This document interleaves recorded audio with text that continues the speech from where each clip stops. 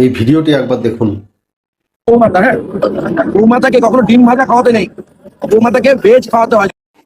তো এখানে উনি বলছেন গরুকে অমলেট খাওয়ানো যাবে না, ভেজ খাওয়াতে হবে। একদম উনি ঠিক কথা বলেছেন। নিশ্চয়ই কেউ অমলেট খাওয়াচ্ছিল, তাই উনি এরকম কথা বলেছেন। তো আজকে আমি তোমাদের এই ভিডিওতে এমন এমন টিপস দেব যে তোমরা কল্পনাও করতে পারছো না যে আমি তোমাদের কি বলতে চলেছি। ভিডিওটি শেষ অবধি শোনো। গরু বা বাছুর যখন ছুটছে তখন গরুর কানে কানে গিয়ে মনের কথা বললে সেই বাসনা কিন্তু পূরণ হয়।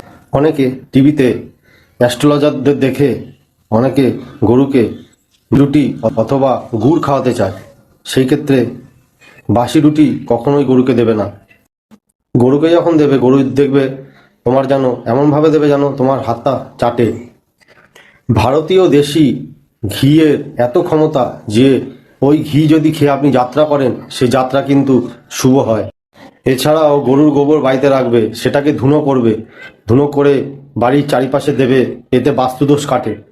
পৃথিবীতে সবাই কৃষ্ণর পিছনে ছুটে যাচ্ছে, কিন্তু দেখবেন কৃষ্ণ গরুর পিছনে ছুটে যাচ্ছে। তার ধামের নামও গোলক, ভগবানের নামও গোপাল, গোবিন্দ। তো গরুর মাহাত্ম্যটা বুঝতে পারছো সবাই কতটা? সবাই কিন্তু গোশালাতে গিয়ে গরুর ভালোভাবে সেবা নিজেদের জীবনে অবশ্যই করো।